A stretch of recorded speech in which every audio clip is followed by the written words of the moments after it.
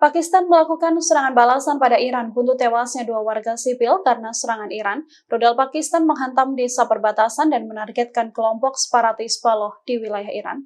Dikutip dari The Independent, Iran melaporkan setidaknya 7 orang, 4 anak-anak tewas dalam serangan rudal Pakistan tersebut. Beberapa ledakan terdengar di Provinsi Sistan Baluchistan di tenggara Iran.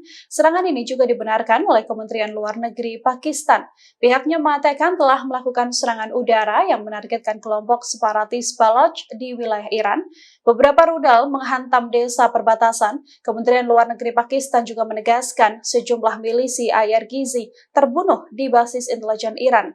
Serangan balasan Pakistan tersebut buntut serangan rudal Iran yang disasarkan pada Pakistan. Serangan Iran ini mengenai 2 pangkalan dengan kelompok militan Jais al-Adl. Download Tribun X sekarang, menghadirkan lokal menjadi Indonesia.